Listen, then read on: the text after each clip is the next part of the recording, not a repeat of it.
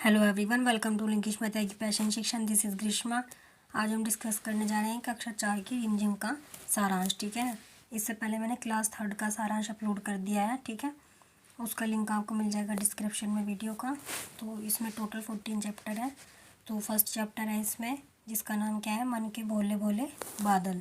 ठीक है, इसकी लेखिका की बात करें तो कौन है, कल्पनाथ सिंह। ठीक है, अब इसकी समरी देखते हैं कि इस चैप्टर में किस बारे में बात की गई है।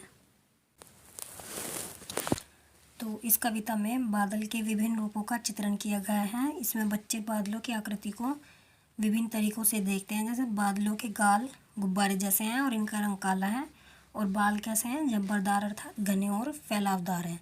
ठीक है, इसमें इन सभी चीज़ों के बारे में बताया गया है। अब नेक्स्ट चैप्टर देखते हैं, चैप्टर 2, और इसका नाम क्या है, जैसा सवाल वैसा जवाब। ठीक है, अब इसकी समरी देखते हैं। तो इस पार्ट में बादशाह अकबर और उनके मंत्री बीरबल और ख़ास दरबारी ख्वाजा साहब के बारे में है, जिसमें यह पता चलता है कि हमें स्वयं को अत्यधिक बुद्धिमान समझकर दूसरों को नीचा दिखाने की कोशिश नहीं करनी चाहिए और सदैव दूसरों के गुणों का आदर व सम्मान करना चाहिए। इसमें इन सब के बारे में बताया गया है। अब नेक्स्ट चैप्टर देखते हैं हम, चैप्टर 3, इसका नाम है किलमिच की गेंद। इसका सारांश देखते हैं। तो जो इसके लेखक है वो कौन है, शांति कुमारी जैन। ठीक है, और इस पार्ट में कुछ बच्चे हैं जिनके नाम कुछ इस प्रकार हैं, दिनेश, सुधीर, अनिल, अरविंद, आनंद। और इस पार्ट में बताया गया है कि मिलजुल कर रहना और खेलना चाहिए, किसी से झूठ नहीं बोलना चाहिए। ठीक है, अब नेक्स्ट चैप्टर देखते हैं, चैप्टर 4, और इसका नाम है पापा जब बच्चे थे। अब इसकी समरी देखते हैं।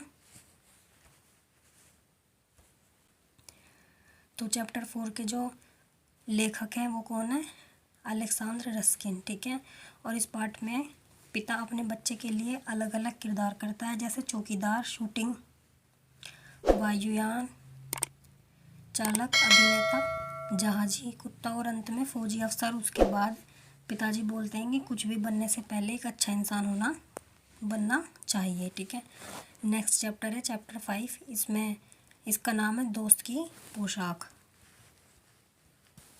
तो इस पार्ट में दो किरदार हैं, नसरुद्दीन और जमाल। नसरुद्दीन अमीर दिखाया गया है और जमाल गरीब दिखाया गया है, और इनके द्वारा यह बताया गया है कि जब आप किसी की सहायता करें तो उसके बारे में किसी को न बताएं, फिर सहायता करने का क्या मतलब होगा। वो कहते हैं कि नेकी कर दरिया में डाल। ठीक है, नेक्स्ट चैप्टर देखते हैं। नेक्स्ट चैप्टर है चैप्टर 6, इसका नाम है नाव बनाओ नाव बनाओ, और इसके लेखक हैं हरिकृष्ण दास गुप्त। और इस कविता में बताया गया है कि आलस एक प्रकार का रोग है, इससे आनंदित होकर हमसे जीवन में जीने का पल छीन लेता है। ठीक है, अतः हमें आलस दूर रखना चाहिए ताकि हम इच्छानुसार सफलता हासिल कर सकें। ठीक है, मतलब इसमें बताया गया है कि आलस नहीं करना चाहिए और आलस से दूर रहना चाहिए, जिससे कि हम सफलता हासिल कर सकें। नेक्स्ट चैप्टर की बात करते हैं, चैप्टर 7 की।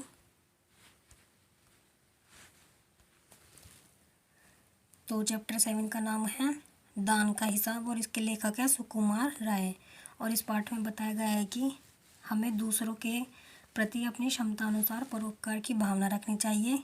दान का हिसाब हमें यह भी बताया गया है कि हमें एक दूसरे के दुख सुख में भागीदार बनना चाहिए। ठीक है, नेक्स्ट चैप्टर देखते हैं, चैप्टर 8, इसका नाम है कौन। अब इसकी समरी देखते हैं। इसके लेखक हैं सोहनलाल द्विवेदी, और इस कविता में कवि ने एक जीवन अर्थात चूहे के बारे में बताया है, जिसकी विशेषता बताते हुए अंत में बच्चों से सवाल पूछ रहे हैं कि जैसा उसका नाम क्या है, वह कौन है, आदि। ठीक है, तो कौन इसमें चैप्टर का नेम है। नेक्स्ट चैप्टर देखते हैं, चैप्टर 9, इसका नाम है स्वतंत्रता की ओर, और उसके लेखक हैं सुभद्रा सेन गुप्ता। अब इस चैप्टर की समरी देखते हैं कि ये किस बारे में है। तो मनीष चौधरी एक 9 साल का बच्चा है। धनी अपने माता पिता के साथ अहमदाबाद के पास एक महात्मा गांधी के साबरमती आश्रम में रहता था। इस आश्रम में पूरे भारत से लोग रहने आते थे, और गांधी जी की तरह वह सब भी भारत की स्वतंत्रता के लिए लड़ रहे थे। आश्रम में सबको कोई ना कोई काम करना होता है, जैसे खाना पकाना, बर्तन धोना, गाय और बकरियों का दूध दोना आदि। धनी का काम था बिन्नी नाम की बकरी की देखभाल करना। साथ ही साथ एक पाठ में बच्चों को दांडी यात्रा के बारे में बताया गया है। ठीक है, नेक्स्ट चैप्टर है चैप्टर 10।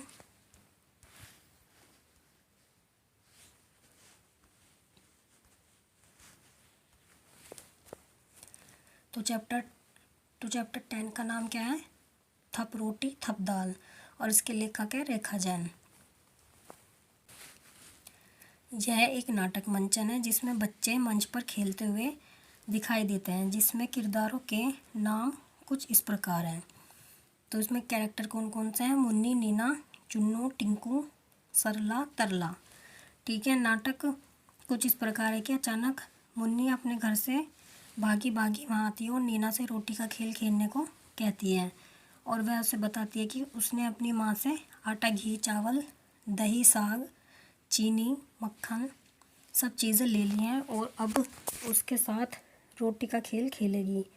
नीना तैयार हो जाती है और उसके साथ बाकी बच्चे भी। बच्चों के बीच काम का बंटवारा होता है। टिंकू को बाज़ार से साग सब्ज़ी लाने का काम मिलता है, चुन्नू को दाल बनाने का काम, सरला दही मट्ठा चलाएगी और तरला मुन्नी के साथ रोटी बनाएगी।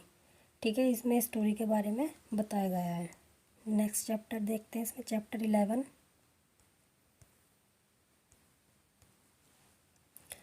तो चैप्टर 11 देखते हैं। चैप्टर 11 का नाम है पड़क्कू की सूझ, और इसके लेखक है रामधारी सिंह दिनकर। ठीक है, तो इसकी क्या स्टोरी है वो देख लेते हैं। तो एक पड़क्कू व्यक्ति था, वह तर्कशास्त्र पढ़ता था, तेज बहुत था। जहाँ कोई भी बात न हो वहाँ भी नई बात गढ़ लेता था। एक दिन की बात है, वह चिंता में पड़ गया कि कोल्हू में बैल बिना चलाए कैसे घूमता है। यह बहुत गंभीर विषय बन गया और उसके लिए सोचने लगे कि मालिक ने अवश्य ही उसे कोई तरकीब सिखा दी होगी। आखिरकार उसने मालिक से पूछ ही लिया कि बिना देखे तुम कैसे समझ लेते हो कि कोल्हू का तुम्हारे बैल घूम रहा है और खड़ा हुआ है। तो मालिक ने जवाब दिया, क्या तुम बैल के गले में बंधी घंटी नहीं देख रहे हो?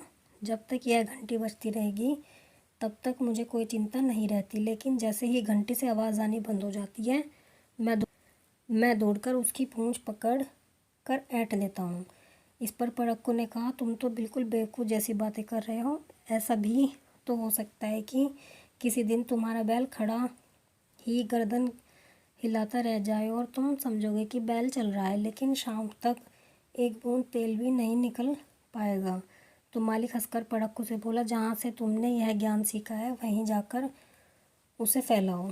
यहाँ पर सब कुछ सही है क्योंकि मेरा बैल अभी तक तर्कशास्त्र नहीं पढ़ पाया है। ठीक है, तो इसमें इस बारे में बताया गया है। नेक्स्ट चैप्टर देखते हैं।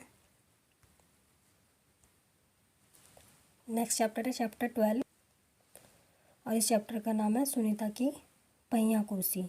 तो इसकी स्टोरी क्या है? सुनीता की पहिया कुर्सी में एक अपंग बच्ची के बारे में बात की गई है जिसका नाम है सुनीता। इसमें बताया गया है कि हमें किसी की अपंगता का उपहास नहीं करना चाहिए।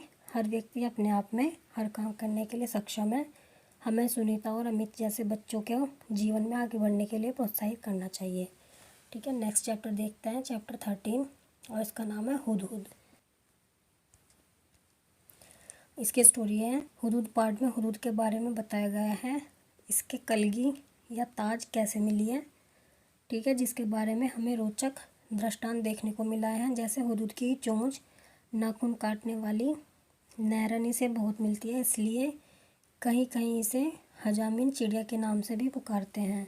दूब में कीड़ा ढूंढने के कारण हमारे देश में कहीं कहीं इसे पदुबैया भी कहते हैं। ठीक है, नेक्स्ट चैप्टर देखते हैं, चैप्टर 14। इसका नाम है मुफ्त ही मुफ्त। इसमें किस बारे में बताया गया है ज़रा देखते हैं। तो इस चैप्टर का नाम है मुफ्त ही मुफ्त। लेखक हैं इसकी ममता पांड्या। ठीक है, और यह एक लोक कथा है जिसमें लेखिका बता रही हैं कि भिखुभाई नामक कंजूस व्यक्ति का रोचक चित्रण किया गया है। ठीक है, तो ये हमारी क्लास 4th के NCERT हिंदी की रिविजन पूरी हो गई है। आई होप आपको वीडियो इन्फॉर्मेटिव लगी होगी और हेल्पफुल लगी होगी। अगर आपको वीडियो इन्फॉर्मेटिव लगी है तो वीडियो को लाइक करें, अपने फ्रेंड्स के साथ शेयर करें और चैनल को सब्सक्राइब करें ऐसी इन्फॉर्मेटिव वीडियो पाने के लिए।